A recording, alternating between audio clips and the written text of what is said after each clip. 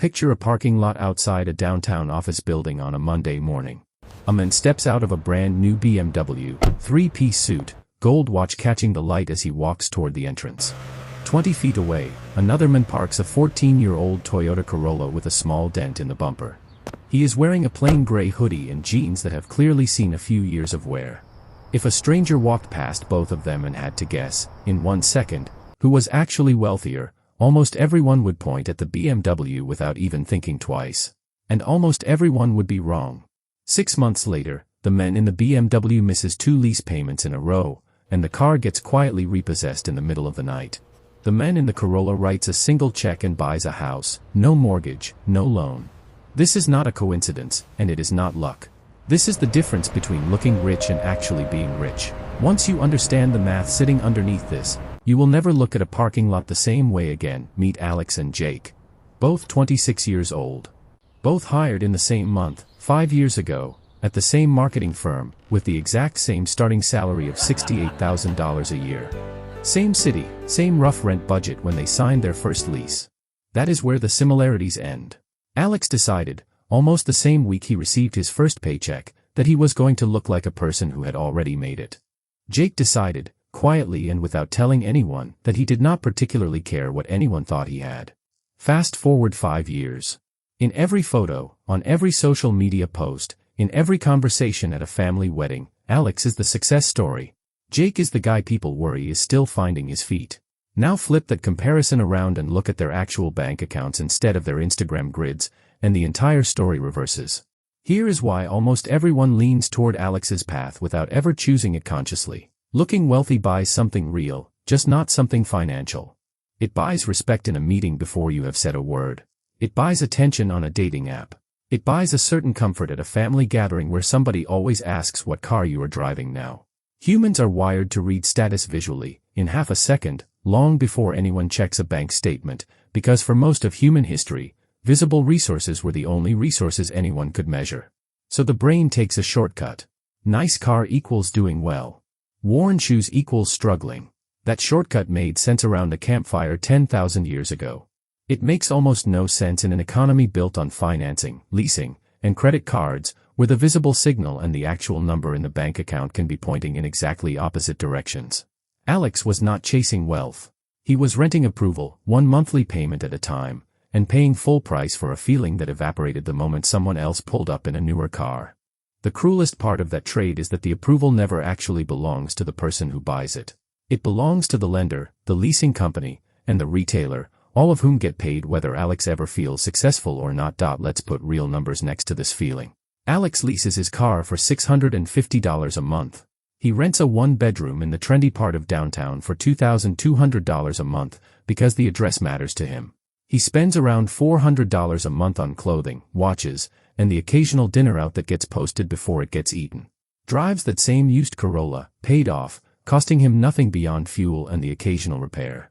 He rents a modest 1-bedroom 20 minutes further from downtown for $1,100 a month.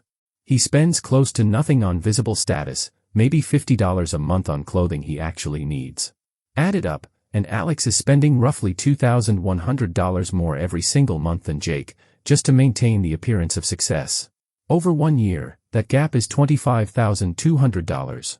Both men are earning close to the same income after 5 years of small raises. Only one of them is keeping any of it. Here is where the story stops being about lifestyle and starts being about mathematics. Jake does not just save the $25,000 gap every year, he invests it into a simple low-cost index fund averaging a historical return of around 10% a year before inflation. Money that goes into an account like that does not just sit still, it compounds, meaning the returns themselves start earning returns. In year 1, that $25,200 grows to roughly $27,700. That does not sound dramatic yet. But by year 5, with Jake contributing that same gap every single year, his investment account has grown to somewhere around $154,000. Alex, over that same 5 years, has paid roughly $126,000 toward a car he does not own, an apartment he will never own, and clothing that has already gone out of style. Alex spent $126,000 to look rich for 5 years. Jake spent $0 to look rich, and turned that exact same money into a 6-figure asset that is quietly working for him every single day, including weekends, including while he sleeps, now stretch the same pattern out to 20 years, because that is the real timeline that determines how most people actually retire. If Jake keeps investing that same $25,000 yearly gap, and simply lets it compound, his account crosses $1.5 million by year 20. Alex, meanwhile, is still leasing a car, because that is what leasing requires, forever, a new payment every few years with nothing to show for the last one. He is still renting, because none of that visible spending ever converts into ownership. At 51 years old, Jake can choose to stop working entirely, or work only because he wants to, not because a payment is due on the first of the month. Alex is still calculating whether he can afford the next lease renewal, still one bad month away from losing the very image he spent 2 decades protecting. The tragedy is not that Alex spent money. Spending money is not the villain here. The tragedy is that he spent it in a direction that could never accumulate, on things engineered to lose value the moment he drove them off the lot or hung them in his closet, while Jake directed the exact same income toward things engineered to grow. None of this means the answer is to live like a monk, or to feel guilty about a nice dinner, or to drive the ugliest car you can find just to prove a point. That is not the lesson, and chasing poverty as a personality is just the opposite performance wearing a different costume. The actual lesson is about direction, not deprivation. Jake was never sacrificing happiness, he simply stopped spending money to be seen and started spending it to be free. Looking poor, in this sense, does not mean being poor. It means becoming invisible to a system that profits when you compete for attention you never asked to compete for. Nobody at Jake's bank cares what car he drives. Nobody actually paying his bills is impressed by his lease. The only audience for Alex's spending was strangers in a parking lot, and strangers in a parking lot were never going to help him retire. And the ability to refinance and pull out equity tax-free while still owning the asset. Stocks, meanwhile, offer something real estate structurally cannot, liquidity and diversification in the same breath. Person B can sell $500 worth of shares on a Tuesday afternoon without a single phone call. Person A can't sell a bathroom. And Person B never had to fix a water heater at 11 p.m., screen a tenant, or handle a call about a broken lease during a family vacation. Both are legitimate wealth-building tools, built for different temperaments and different amounts of available time. The mistake isn't choosing one, it's assuming either one is free of the costs that don't show up in the advertised numbers. The real comparison was never real estate versus stocks. It was leveraged, active, illiquid wealth versus unleveraged, passive, liquid wealth, two entirely different trades, each with a price most people never sit down and calculate.